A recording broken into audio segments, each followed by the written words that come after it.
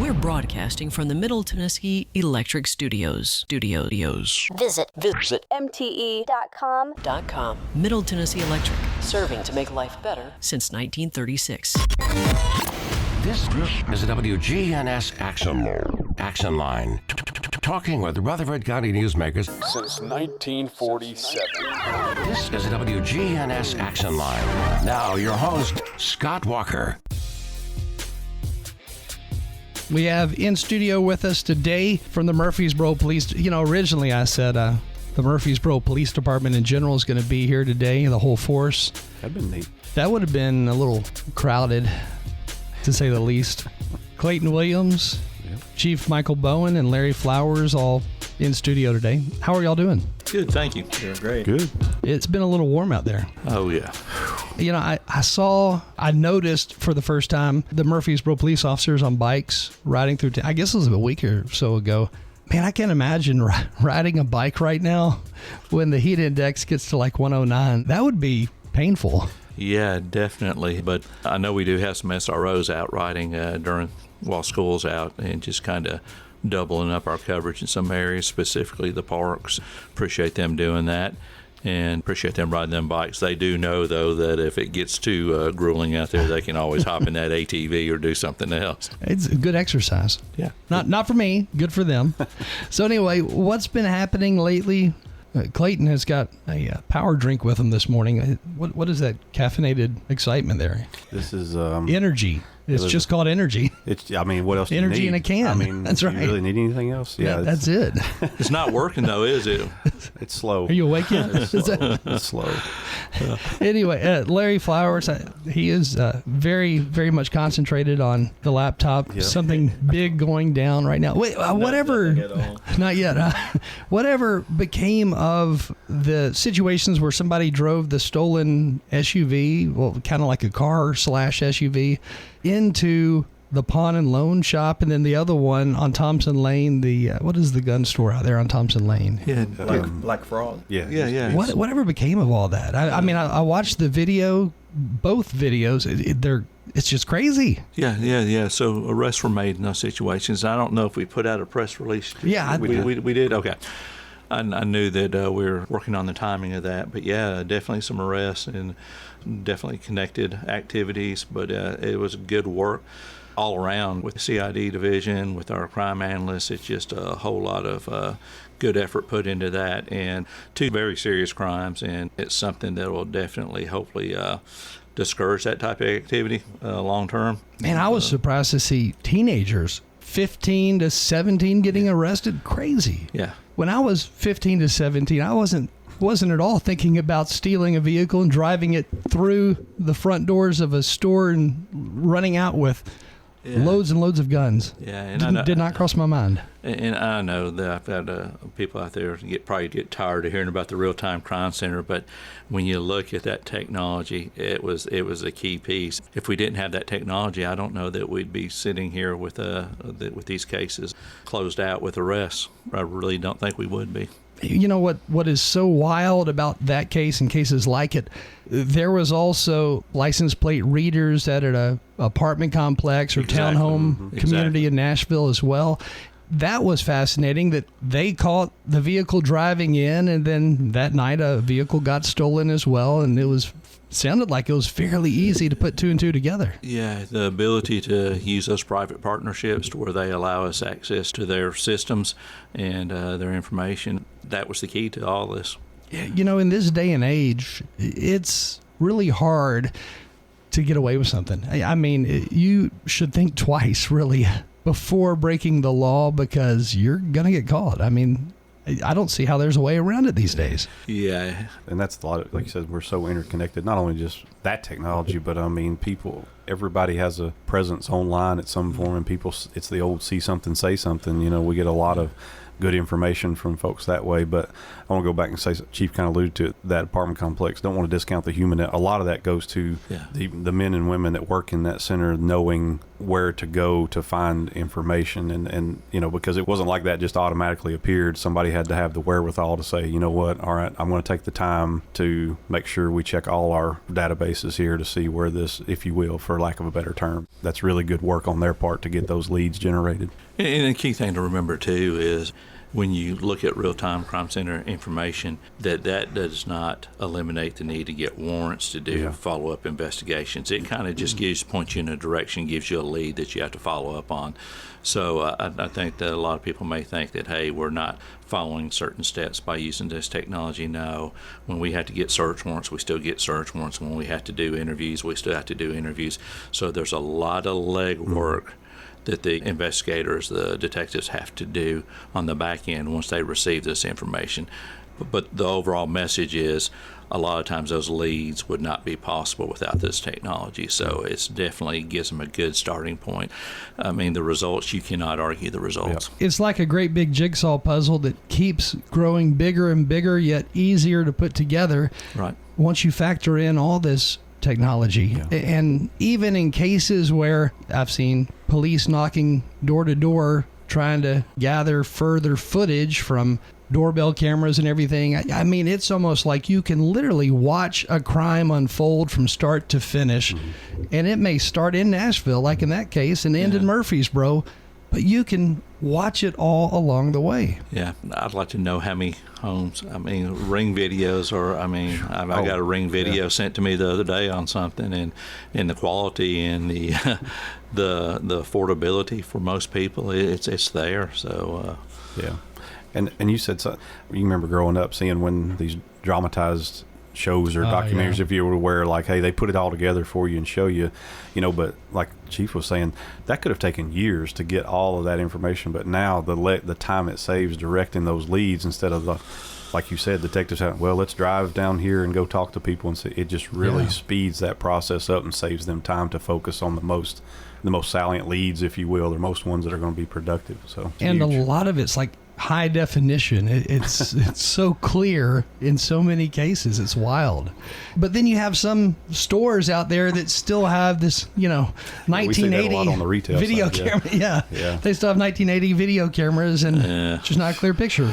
But then you have some stores, it's crystal clear. It's wild. Yeah. It's fascinating. Yes. So that's been a challenge, but by having our own equipment, it helps a lot. And I can think of some cases, I'm not going to get into specifics, where I just look back and think, man, if this technology had been in place, these cases would have been solved, the outcomes would have been very different. But I mean, we were working with what we had at the time and with the technology that was available at the time. But definitely, if you would have told me 10 years ago that we'd be in a position to use this type of technology and do the things that we're doing, I'd have been like, nah, no way. Yeah. And by the way, if folks have questions, they can text them in 615-893-1450. I mean, did you ever think, like today, what we're seeing as far as technology goes, did you ever think it would play this big of a role in crime fighting? Absolutely not. No.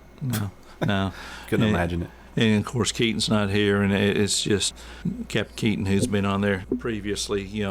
The study that we're doing now, when it deals with the rapid DNA processing, is another thing that I never thought that would get to our level as soon as it did. I think everybody anticipated at some point, down the road, that most agencies, or a lot of agencies, would start getting access to DNA testing, but apparently that's moving along a lot quicker than I thought it would, and we're fortunate to be a part of that program, that initial study, and just seeing how it works as far as practical applications. I knew all about DNA rapid testing a long time ago because I used to watch CSI Miami. But when you go back and look at those TV shows that were on in the early 2000s, they may have even been on in the late 90s. You see how these crime labs supposedly worked, and you just assumed, oh, this is every police department in the U.S. Yeah. Little did you know, no police department in the U.S. had that kind of technology until today. Yeah. And today, you can actually see it, and how, like the DNA testing that can be done on site, how it can make a difference, and the difference is huge. Yeah, those 80s, 90s shows. Yeah, I made a Quincy reference the other day. And does anybody remember that show? Yeah. I do. And do you remember Airwolf? Oh, Yeah. man, that was a great. Only show. had I mean, like it was terrible, but it was fun to 2 watch as a seasons. kid. Yeah. But the stuff you'd see in the 80s on these TV shows, it was fascinating to me as a kid watching, thinking, oh man, that is awesome that they can do it. But, back then they really couldn't do those things, but they made it look like they could. Yeah, the big challenge right now, though, is as this technology becomes available, and you see it with any kind of technology. I mean, you can buy big TV for a fraction of what it would have cost several years ago. But like anything, as it starts making its way into the market, that the price point will hopefully start coming down to where it becomes more usable and more easily accessible to other agencies with limited budgets, things like that. But I know the price point on this technology is pretty high right now. We're fortunate that we'll be getting some equipment for participating in the study. We'll be getting some pretty big pieces of equipment, and then I think the test kits, things like that, are the things that will be kind of expensive. So first several years you'll see us kind of limited on how we use it. We want to make sure that, due to the price point, that we're making sure that we're making good use of the money and using it the right way. But I'd venture to say 10 years from now it'd probably be just a common police tool. Yeah.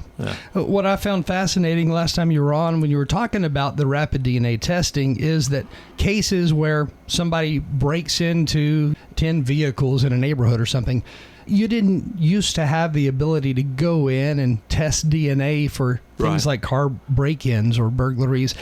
Now you're going to have that ability, and you're going to be able to use that ability, and that's going to equal, I would say, a lot more arrest in the near future. Yeah. A lot of times if you can just get that lucky break, because what you'll find a lot of times is you've got a group of individuals responsible for a large number of break-ins. It's not like there's just several groups doing it. A lot of times it's limited to a specific group of individuals that target neighborhoods, target different cities, things like that. So it's definitely something, if you can just get that break, kind of like the crime center, if you can get that one lead, it can... Man, I mean, a lot of these burglaries, you arrest somebody and they're responsible for 10s, 20s, 30s burglaries. Yeah. So, yeah. I know one of the questions we had this morning, it was actually regarding kind of what we started out with, the vehicles running into the buildings where the firearms were sold and where the kids went in. And I'm calling them kids, but they went in and stole 24 plus guns, rifles and handguns and so forth.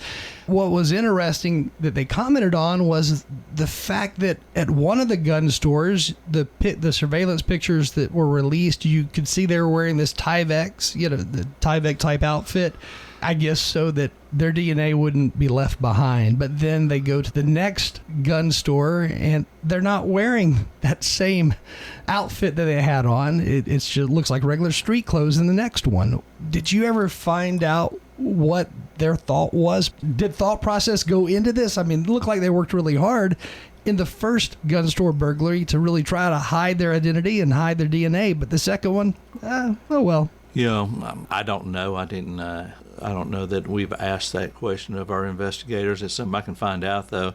But, it's like anything. You probably got away with it once or thought you got away with it once, probably let your guard down. But nothing's foolproof. You're never 100%. I mean, there's always a remnant of something, whether it be digital information, whether it be vehicle information, whether it be DNA. There's always something out there that can link you to a crime. So people need to be careful about that. It's definitely, and one of the biggest things is, social media. Yeah. I mean, people talk. People talk. Comment. And, sometimes you guys will post a picture going along with, let's say, a shoplifting incident. Yeah. And next thing you know, people are tagging the suspect or trying to tag the suspect in that photo that's on the police Facebook page. Yeah. What do y'all do in those cases? I mean, do you immediately go in and delete it and then further investigate to see if there's any truth behind who they're naming? As far as deleting, no, we don't delete. But anything that's presented as a lead definitely is something we follow up on. Yeah. Or at least see if it goes anywhere. So, yeah. It's humorous at times to watch people's behavior on social media and what they say, what they do, and then other times it's just plain hurtful. Yeah. I mean, it could go either way. I am always surprised by some of the comments I see, no matter what. I mean, that's not just on Murfreesboro Police's Facebook page, it's everywhere. Yeah. people are different today. Yeah, absolutely. But I don't, like I said, to the caller's question, I don't know what the change in mindset was, but that was just an assumption on my part. But be a good question to ask. Yeah. Another questions we had this morning is the Murfreesboro Police Department, and we had this asked last time, currently using drones, or is that still being evaluated for future use? And I think that drone question more so should focus on, are you going to that next step of using drones that can literally go from the police department headquarters to the crime scene and arrive before the officers get there? Yeah, so drones are definitely in use. We do have them, and have several individuals trained in on how to properly use them and make sure that we're following all the guidelines. I know that, I can think of very few departments that don't use drones in some capacity. MFRD, just different places have drones. I know that the drone as what you're talking about, as they call it, as drone as a first responder programs. I know there's a recent article, maybe Metro and Mount Juliet were looking at those programs, and I think the last time we were here, we had actually, I'm trying to recall, I think during that time period we actually had a drone as a first responder demo that had either been set up the week before or just a few days prior to our last visit here. It's pretty interesting stuff, and it's definitely something that we will look at.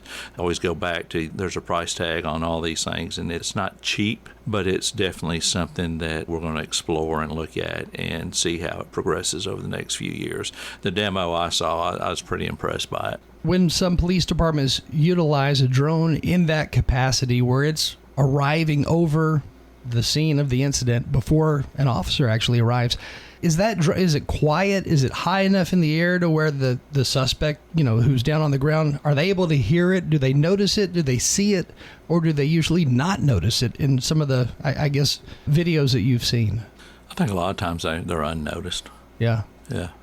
Yeah, you get the good old, it depends. It depends on how close you need to get, what's in the way.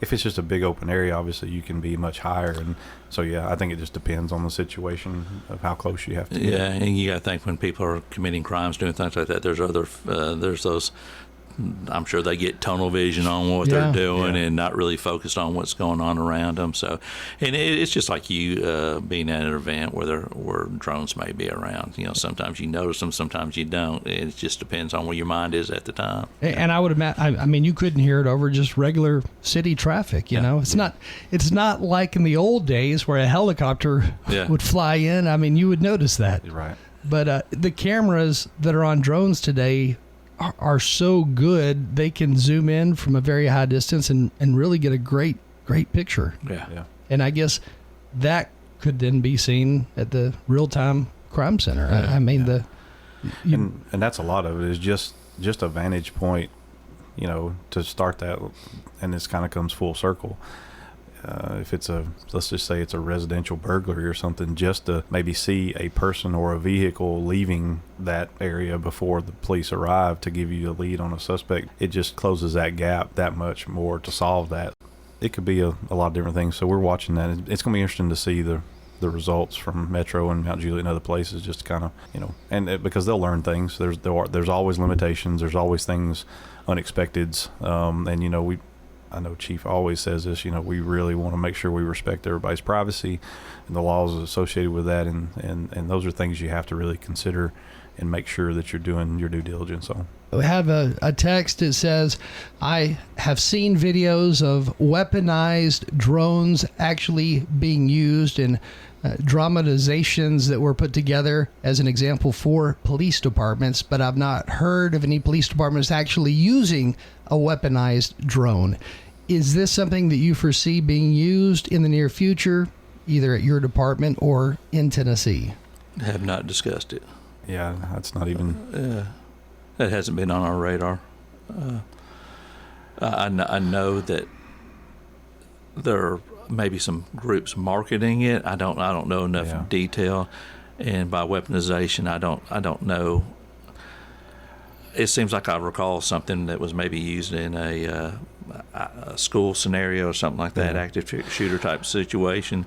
And they were marketing it something like that, but I don't know that it's gotten any traction, and I know we haven't really looked at it. Yeah, I think that would be on your extreme. The only thing I can even think of is was it the Las Vegas or the Texas where the robot went in and they used that to deploy some kind of device to subdue that, but that was a really you're talking uber extreme situation. I mean, so I don't think that's. We're not there yet. That kind of makes me feel better, you know. We're not there. Yeah. Didn't mean to pull that trigger on the button.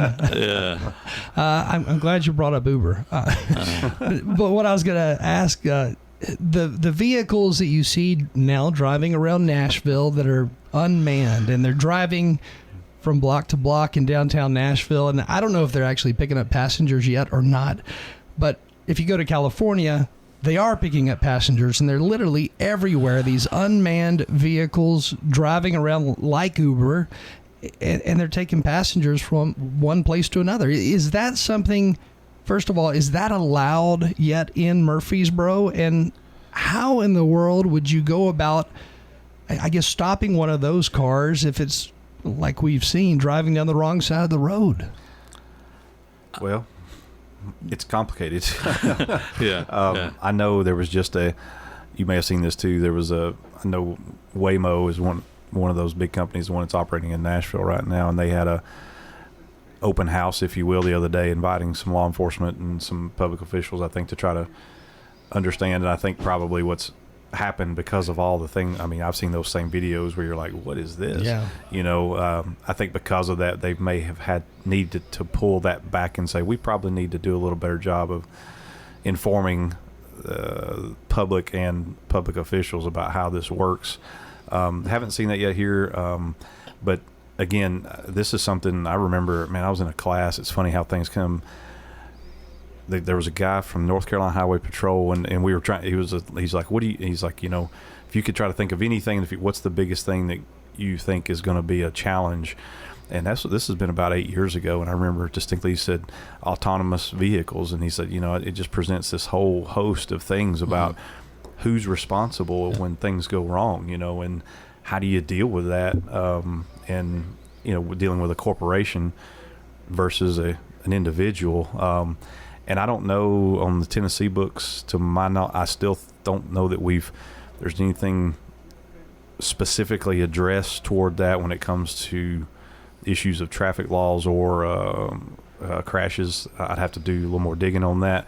But I do think it's important that it's something we're going to have to monitor and watch. And just like all cities, at some point, if they would have to have an agreement, obviously, but if that comes, it would require some work on our part, also the city, on making sure that ordinances are in place and provisions are there to make sure that we can regulate that and make sure it's safe for everybody out there. So luckily that's not here yet, but like you said, it's just right down the road in Nashville, so it could be a real possibility. But something we'll have to really watch and monitor.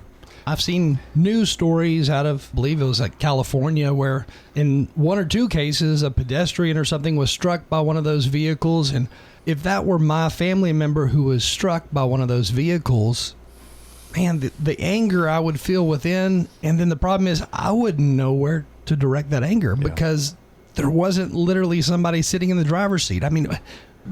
It brings a whole nother equation to the problem of, not only is this hard to handle in the court system and confusing, it's also hard just to kind of absorb as a family who may be going through something like that. That makes it even tougher. I mean, in a lot of different areas. And not to nerd out on you too much, but it's an interesting topic because it's right at the crux of, it's the one thing over time that the human that people have tried to reduce liability from crashes happening.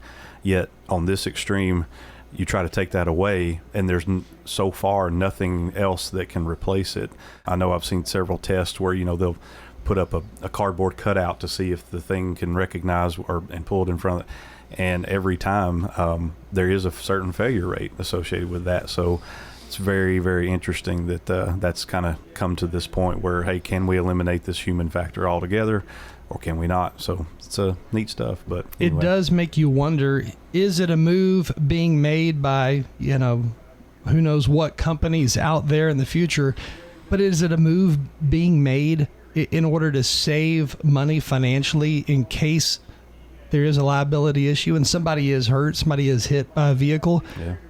And if that's the case, again, dehumanizing things, that hurts the family of the victim badly. I mean, that's tough. It's like you said, the stakes are high. If you could drive crash and injury numbers down, to almost nil. I mean, think of the win there, but at the same time, the gamble and the risk to get there, is it worth it? It's a strange world that we live in today. Yes. We got to take a short break, and then we'll come right back. Again, with us today from the Murfreesboro Police Department, we have got Captain Clayton Williams here today, and Chief Michael Bowen, and also Larry Flowers, Director of Public Information and everything happening within his department. We will be right back, and we'll be happy to take your question at 615-893-1450. Again, the time right now, 8:50. And once again, we'll be right back. This is Peter Demas. Come eat with us at Demas's restaurant. A lot of times when you get steamed vegetables such as broccoli or cauliflower, it's either soggy. One of the things that we wanted to do was make certain that it was still soft, but still had a little bit of a crunch to it. And so we worked on the procedure of how to cook that. And then all of our vegetables are seasoned with our seasoned salt. We keep that seasoned salt at home, and I can tell you almost all the vegetables I cook at home have the seasoned salt on it. Come eat with us at Demas's restaurant on Northwest Broad Street. WGNS is powered by Middle Tennessee Electric, and they want to make sure you're in the loop. Head over to MTE.com to update your contact info so you can get those timely alerts on outages, billing, and more. That's MTE.com. Hi, this is Dan with Music World and Drummer's Den. Our prices are as good or better than the box stores. I don't think you'll do better by shopping online than you would by coming in. Something new we've just added to our repertoire is drum repairs. You can have drums cut, covered, rewrapped, new hardware. We will fix them, make them look like new again. I'd like to thank you for coming by to see us again at 2762 South Church, right across from the golf course. Music World and Drummer's Den. Thank you very much for being our customers. You realize I've got to have some help. And so Adam's Place is the place to get that help. My name is Billy Hutchins. And if you need to be, they'll check on you in the middle of the night. The care goes that deep here at Adam's Place. We feel at home here. We belong here. This is Terry Deal. Come tour Adams Place and discover living a dream in your senior years on Memorial across from Walmart. Call us at 615-904-9111. The GNS in our call stands for Good Neighbor Station. That's been our objective since 1947. WGNS, AM, FM, and online. The Action Line on FM 101.9 and AM 1450 Murfreesboro, FM 100.5 Smyrna. Listen and watch at WGNSradio.com. This morning we're talking about all things Murfreesboro Police, I guess. If you have any questions, feel free to text those in, 615-893-1450.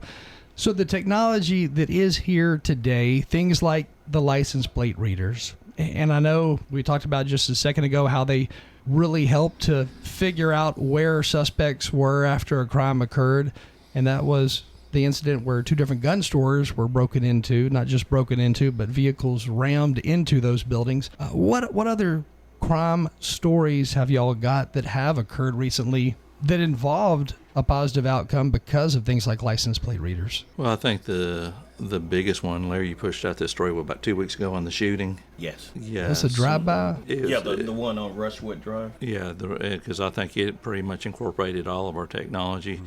And that was one that an incident that wasn't called in to police. Had it not been for the gunshot technology picking up the incident, for lack of better terms, it may have been a day or two before it got reported. It may not have been reported. So that's just, it goes to show that sometimes people hear things, they don't report it. They might think their neighbor's calling. They may think that, hey, it may have been fireworks, something like that. But we always encourage people, give us a call, let us at least drive by, check it out, and make sure there's nothing going on. But there was another case a few years ago where a house got shot and nobody called it in, and And it was one of those things that got reported a couple of days later. But just being able to respond immediately, like in this case, goes a long way in us being able to identify suspects, make arrests, and collect that evidence. It's so critical. With the gunshot detection system, how close can that system figure out where that actual shooting took place? How does it do that? How close to the crime scene? Pretty close, 90 to 120 feet. And when you're sitting in an area, especially at nighttime, just sit out in the area, because I've heard it before, and I'm sure a lot of people, you'll hear shots, but you're like, where'd that come from? Yeah. Did it come from over there? Come from over there? So we might go into an area and we could be blocks away. But this gets you extremely close, extremely close. So on the computer system back at the headquarters, let's say, when that detection system activates, when it hears a gunshot, does it pop up on your computer screen saying, it appears this is in the area of Rushwood Drive, address 201? You know, I mean, what does it say? It's actually tied in, not just with real time, but it's also tied into our communications center. So that way, because it's emergency communications is manned 24/7, so that way it gets direct input from them. And luckily, with today's advancement in mapping and GIS technology being what it is, the system uses basically like GPS coordinates, and then it translates it to them to like, hey, here's kind of a area, within this area, gives them a place to start. And then it lets them dispatch officers, and it also officers, will see that come up on their screen in their car, that came out, and they can read the details. It kind of helps if you think about it, you might send somebody to it, but it also, people in the area know, like, okay, we need to kind of go be aware in this general radius and see if we can figure out what this happened. And then just like old-fashioned police work, you start talking to people and looking around, and things just kind of start building from there. Does it triangulate? Yes. Yeah. Based on the echo of the shot, the sound of the shot, and all that? Exactly. And I mean, it almost pinpoints it. Yeah. And having that mesh or network of systems, that's how it knows, well, it was this far from here. It's way oversimplified. Yeah. It's this far from here, this far from here, and this far from here. So, yeah. It's wild. Yeah. Interesting stuff. And like I said, we limited the sound detection to gunshots. I guess for jurisdictions that have prohibited fireworks, things like that, you can filter that stuff as well. But we strictly focus on the gunshot component. I know we're almost out of time, but as we close this morning because of July, what is that overall rule and what are the regulations shooting off fireworks, when they must stop? What does that look like in Murfreesboro? Do you want the official words? July 3rd through the 5th. Okay, so you can shoot fireworks July 3rd through the 5th. 10 a.m. to 11 p.m. Know where your debris is landing, because you're technically responsible for that. Yep. Just the common sense stuff. And is there common sense today? Yeah, there's some areas in town that do a great job. They have little neighborhood type fireworks displays, and they do a great job of making sure of their surroundings, make sure they clean up, and just encourage everybody to take that approach. And the big thing is, they're fun and everything, but man, they can hurt you if misused, and especially the little kids. Yeah, and just be cognizant of that, and know that even with the mortars and stuff not being in town, some of the legal fireworks that are permissible in Murfreesboro can still cause you to lose an eye. I mean, they can cause injury. So just be careful with that. And don't make our folks, friends at the fire department, come out because it's really dry right now. So be careful as well about starting fires. You really added to that cover. That was good. Thanks. Right. No, it is dry though. but it's not like dry like a few years ago where we actually banned them. Oh my goodness, no, it's not to that point. Because a few years ago there was actually a ban. Remember? Yes. Thank you all for joining us today. Again, Murfreesboro Police Department here, not the entire department, but a few of you here this morning. One or two. We appreciate it. Again, you're tuned to WGNS Murfreesboro, and as always, we appreciate you tuning in this morning. News is now.